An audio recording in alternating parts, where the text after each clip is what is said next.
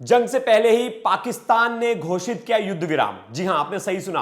पाकिस्तान के रक्षा मंत्री ख्वाजा आसिफ बोले कि हम हमला नहीं करेंगे, हम अपनी टेरिटरी को बस सेव करेंगे। यानी हम भारत के ऊपर कोई हमला नहीं करने वाले, लेकिन अगर हमारी सीमा में वापस से भारतीय घुसपैठ करते हैं, भारतीय सेना घुसपैठ करती है, तो हम उसका करारा जवाब देंगे।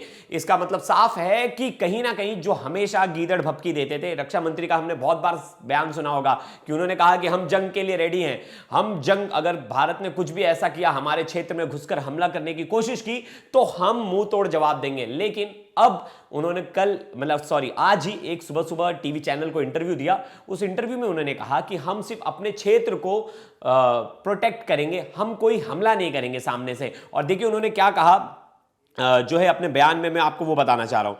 रक्षा मंत्री ख्वाजा आसिफ ने कहा कि हम अपनी रक्षा करेंगे।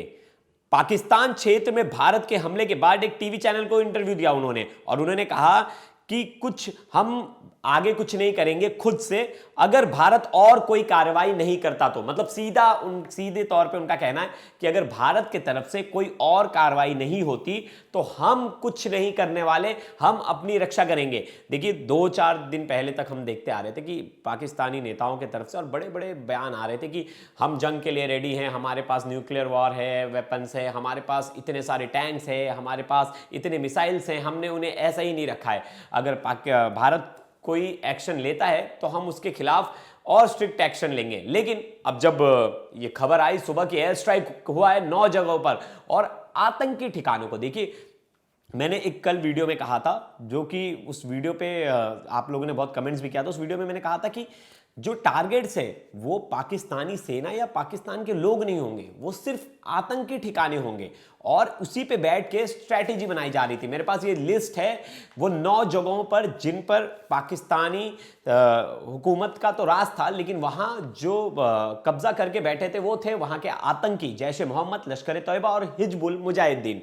अब ये 3 संगठन बड़े ही इंपॉर्टेंट थे। देखिए जो जैश ए मोहम्मद का जो सरगना है, हेड है मसूद अजहर, वो कह रहा है कि मेरे परिवार के 10 से ज्यादा लोग मारे गए हैं और काश मैं भी मर जाता। ये सूत्र के हवाले से ये खबर आ रही है, और वहां बड़े ही एक तरह से कहा जाए कि पूरी अफरा तफरी मची है। देखिए जो 9 जगह थे उसमें लश्कर ए तैयबा का जो हेडक्वार्टर था मरकजे सुभान, ये मरकजे सुभान जो कराची नेशनल हाईवे वहां से 5 किलोमीटर अंदर था, और ये भावलपुर में आता था, और ये पंजाब प्रांत में बसा हुआ है, पाकिस्तान के पंजाब प्रांत में। 26/11 का जो हमला हुआ था वो इसी जगह से प्लान किया गया था। उसके बाद कहा जाता है कि मौलाना मसूद अजहर का परिवार वहां रह रहा था, और उनके परिवार में तो एक से एक आतंकी थे। उनका भाई जो खुद है वो, उसका भी नाम कई बार सामने आ चुका है कि वो यहां बैठ के पूरा ग्रुप चला रहा था। देखिए आपको याद होगा एक जो सबसे पहला जो अटैक हुआ था इससे पहले वाला पुलवामा वाला अटैक जो 14 फरवरी 2019 को हुआ था, उसमें भी यहीं से पूरी प्लानिंग की गई थी। तो ये तो सबसे बड़ा ठिकाना था जिसको हमारे एयरफोर्स ने निस्तनाबूद कर दिया। उसकी प्रॉपर, ऐसा नहीं है कि किसी सिविलियन एरिया को टारगेट किया गया। देखिए पाकिस्तान के रक्षा मंत्री बार बार कह रहे हैं कि सिविलियन एरिया को टारगेट किया है, लेकिन नहीं, ये उन्हें पता है, उन्हें आगे जाकर यूएन में फिर से रोना है, बताना है कि हमारे सिविलियन एरिया को टारगेट किया गया, हम इतने ज़्यादा हमारे सिविलियंस मारे गए, लेकिन कोई सिविलियन मारा नहीं गया। ये सब वेल ऑक्युपाइड कह सकते हैं कि आतंकी कैंप्स थे, जहाँ बहुत सारे आतंकी जो हैं वहाँ बैठे थे। देखिए जो मौलाना मसूद अजहर का नेफ्यू है तला रशीद, और उस्मान, उमर, मोहम्मद इस्माइल, ये लोग बड़े ही बालाकोट में जो इन लोग ने आर्म्स ट्रेनिंग की, जो हमले के बाद जो इन्होंने ट्रेनिंग दी थी, वो यही चारों थे, और ये उस वक्त वहां थे जिस वक्त ये पूरा हमला हुआ है। फिर दूसरा जो नाम आता है वो आता है मरकजे तैयबा। ये देखिए लश्कर ए तैयबा का ये हेडक्वार्टर है मरकजे तैयबा। ये 2000 में इसकी स्टैब्लिशमेंट होती है, और ये जो जगह है एलईटी, ये भी पंजाब प्रांत में है, और नगल सहादन मुर्देक में ये हमला हुआ है पूरा, और मुर्देक में ये बसा हुआ है। 82 एकर्स, मतलब सोचिए पाकिस्तान के पास इतने बड़े खुद के मिलिट्री के लिए इतने अच्छे अच्छे कैंप्स नहीं है, जितना बड़ा कैंप और जितना बड़ा रहने के लिए जगह वो है लश्कर तोयबा के हेडक्वार्टर्स को दिया गया। इसकी इंफॉर्मेशन FBI से लेकर NIA तक को थी। अब देखिए इसके बारे में क्या लिखा गया है। यहाँ मेन जो सबसे इंपॉर्टेंट चीज है, यहाँ फिजिकल ट्रेनिंग होती थी, और फिजिकल ट्रेनिंग होने के साथ साथ जो भी नए लश्कर यानी नए आतंकियों को ये भर्ती करते थे और आतंकियों को यहीं से ट्रेनिंग दी जाती थी। यहां 2 कैडर थे, एक था मेल कैडर को अलग रखा गया था, और जो महिला कैडर से उन्हें अलग रखा गया था। दोनों 1000 से ज्यादा आतंकी अभी भी यहां ट्रेनिंग ले रहे थे, तो ये बड़ा ही इंपॉर्टेंट था। ये एक गढ़ भी बन गया था। देखिए ओसामा बिन लादेन ने यहां 10 मिलियन का फंड दिया था इसको बनाने के लिए। ये एक तरह से गेस्ट हाउस था, मस्जिद थी, दोनों ये दिखाया जाता था कि मस्जिद और गेस्ट हाउस है, लेकिन इसके अंदर काम होता था, पूरा आतंकी संगठन यहीं से संचालित होता था।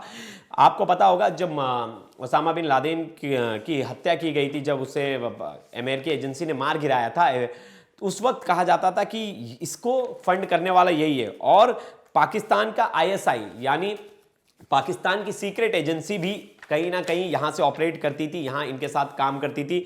आपको याद होगा डेविड कोलमैन और हेडली तनव्वर हुसैन राणा, ये जो प्राइम एक्यूज है 26/11 के, वो भी यहीं बैठ के पूरी प्लानिंग की थी।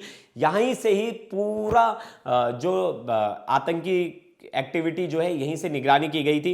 अब देखिए इसमें जो टॉप जो इसके आइडियोलॉजिकल्स थे लश्कर तोयबा के, आमिर हमजा, अब्दुल रहमान अबीद, और जो तीसरा नाम है वो है जफर इकबाल। ये लोग इस प्रेमाइसेस में बैठ के वहां से कमांड करते थे। ये LET के टॉप कमांडर्स थे, और इसी में नाम आता है ईसा और कासिम। ईसा कासिम कहा जा रहा है कि इस हमले में मारे गए। अब इसकी थोड़ी देर बाद पुष्टि भी हो जाएगी, क्योंकि कहा जाता था कि इसी बहुत सारे आतंकी जो ये हेडक्वार्टर से वो खाली कर दिए थे, बड़े आतंकी, क्योंकि उन्हें कहीं ना कहीं डर था कि भारत हमला कर सकता है। लश्कर तोयबा ने देखिए बहुत सारे बड़े बड़े अटैक्स किए थे, यूके में 2001 में, USA में 2001 में, और इंडिया में 2002, ऑस्ट्रेलिया में 2003। तो देखिए भारत ने सिर्फ ऐसा नहीं है कि पाकिस्तान के अंदर जो आतंकियों को मारा है सिर्फ भारत के दुश्मन थे, इन्होंने कई देशों में जाके आतंकी हमले किए थे, और उन आतंकी हमले में कई बेगुनाह मारे गए थे। तो भारत ने एक तरह से देखा जाए तो पूरे विश्व का बदला लिया है, बहुत सारे लोगों का बदला लिया है। फिर देखिए आता है सरजाल उल्फ तेहरान कलान। ये तेहरान कलान जो है ये भी जैश ए मोहम्मद का एक हेडक्वार्टर है। यहाँ बैठ के बहुत सारी कहा जाए कि जैश ए मोहम्मद और हिजबुल मुजाहिदीन के जो आतंकी यहाँ भी ट्रेनिंग कैंप्स अपना चलाते थे। यहीं से ISI और ये ट्रेनिंग कैंप में मिलके इन्हें ट्रेन किया जाता था, क्योंकि मैं ये जो जगह बता रहा हूँ ये जगह बॉर्डर से बहुत पास में है, POK से बहुत पास में है, और 6 किलोमीटर में ये फैला हुआ है। और ये संबा सेक्टर है जो जम्मू से, वहाँ से ये पास बहुत बड़ा ही पास पड़ता है। तो इसका भी बड़ा इंपॉर्टेंट रोल था। ये ड्रोन्स, नार्कोटिक्स, एमिनेशंस, इन जगहों के लिए बड़ा फेमस था, यहाँ से फंडिंग होती थी। तो देखिए इसके जो मुख्य जो आरोपी हैं यहाँ से जो ऑपरेट करते हैं वो हैं अली जान कासिफ जान, जो कि इस पूरे हेडक्वार्टर को संभालता था, और शाहिद लतीफ़ ये भी जैश ए मोहम्मद का टॉप कमांडर था, जो 2023 में मारा गया था, और इसने भी ट्रेनिंग यहीं से लेकर आए थी। अब आता है जो चौथा नाम है वो है महमूना जोया। ये भी हिजबुल मुजाहिदीन का एक टॉप कैंप है, और यहीं से बैठ के पूरी प्लानिंग्स होती थी। तो ये जो जितने भी हेडक्वार्टर्स है, मरकज़ अल अहदा, फिर मरकज़ अब्बास, जैश ए मोहम्मद का जो कोटली में जो है, कोटली वाला जो घर है, ये यहाँ बहुत बार इसकी हमने तस्वीर भी आपको पहले भी दिखाई थी, और हमने कहा था कि यहाँ टॉप कमांडर जो है हिजबुल मुजाहिदीन का वो बैठा है। और इसके बाद ये 2 किलोमीटर दूर है, मिलिट्री कैंप के इतना पास है। आप सोचिए ना, जितने भी कैंप्स हैं ना आसपास मिलिट्री कैंप्स हैं, ये भी जो ये 2 किलोमीटर दूर है इससे मिलिट्री कैंप, तो कितने पास थे। इन सब इंफॉर्मेशंस के साथ जो हमारे रक्षा विशेषज्ञ हैं ये कहते हैं कि बड़े शार्प तरीके से और बड़े ही प्रोफेशनल तरीके से वहाँ इस हमले को अंजाम दिया गया है। ऐसा नहीं है कि वहाँ किसी भी सिविलियंस को टारगेट किया गया है। रात का समय इसलिए चूज़ किया गया है क्योंकि रात में लोग अपने घर में होते हैं, तो एक स्पेसिफिक टारगेट पे जब हम हमला करते हैं तो आसपास में कोई नुकसान नहीं पहुँचता, क्योंकि कोई शख्स रात को इतने ज़्यादा रोड पर और बाहर नहीं निकलता, तो क्षति होने की बहुत कम संभावना होती है, ना के बराबर। इसीलिए स्पेसिफिक टारगेट्स को इन्होंने पहले से लिस्ट करके रखा था। हम बोल रहे थे कि 12 दिन से ज़्यादा का समय हो गया, अभी तक कुछ हुआ क्यों नहीं, तो ये समय लग रहा था उन 9 जगहों को टारगेट करके पूरी तरह से लॉक करने का। क्योंकि देखिए मोदी जी ने पहले ही कहा था कि हमें किसी भी तरह आतंकवाद को ख़त्म करना है, हमें पाकिस्तान के लोगों से कोई प्रॉब्लम नहीं है, पाकिस्तान के आतंकी संगठन से प्रॉब्लम है। और अगर वहां बैठ के अगर लोग भी उसे सपोर्ट करें तो उनके लिए सोचने की बात है कि पाकिस्तान किस तरह पीछे जा रहा है, और आतंक को सपोर्ट करके वो हर तरह से जब ओसामा बिन लादेन मारा गया था पाकिस्तान में, उसकी इतनी किरकिरी हुई थी कि आपके यहाँ एक इतना बड़ा आतंकी बैठा है और उसको आप लोग संरक्षण दे रहे हो, यूएस से उस घर में घुस के मार रहा है। यही लेकिन जो रक्षा मंत्री का बयान आया है, मैंने जो शुरुआत में कहा, वो अपने आप में बड़ा ही इंपॉर्टेंट है, क्योंकि रक्षा मंत्री का खुद ऐसा कहना कि हम अपनी सेफ्टी करेंगे, हम अगर भारत कोई रिटेलिएशन वापस नहीं करता तो हम कोई हमला नहीं करेंगे, तो अपने आप में बड़ी बात है। एक तरह से देखा जाए तो बैकफुट पर आ गए हैं रक्षा मंत्री। उन्हें भी पता है कि भारतीय सेना का कोई भी मकसद नहीं था वहां के लोगों को नुकसान पहुंचाना, वो सिर्फ एक ही मकसद से आए थे अंदर, और वो मकसद था आतंकियों को जड़ से खत्म करना। अब जितने भी आतंकी है सबके पैर थर-थर कांप रहे। भारत में अगली बार कोई आंख उठाने से पहले 10 बार सोचेगा कि भारत की सीमा में हम अंदर एंट्री करें या ना करें। अब हर आतंकी के मन में बस एक ही सवाल है कि भाई हमें कैसे भी बचा लो। पाकिस्तान की सेना से गुहार लगा रहे कि हमें कैसे भी बचा लो, हमें अंडरग्राउंड कर दो, क्योंकि एक एक पाकिस्तानी आतंकी के लोकेशन भारतीय एजेंसीज के पास है और चुन चुन कर मारे जाएंगे। ये सिर्फ ट्रेलर था। पाकिस्तान में ये जो इंडियन आर्मी और इंडियन एयरफोर्स ने जो किया, ये सिर्फ ट्रेलर था। अभी आने वाले समय में आपको और पिक्चर देखनी बाकी है। तो ये वीडियो है दोस्तों, ये वीडियो आपको कैसे लगी जरूर बताइएगा, और क्राइम तक के साथ जुड़े रहिए। हर एक छोटी बड़ी अपडेट्स मैं आप तक लेकर आ रहा हूं।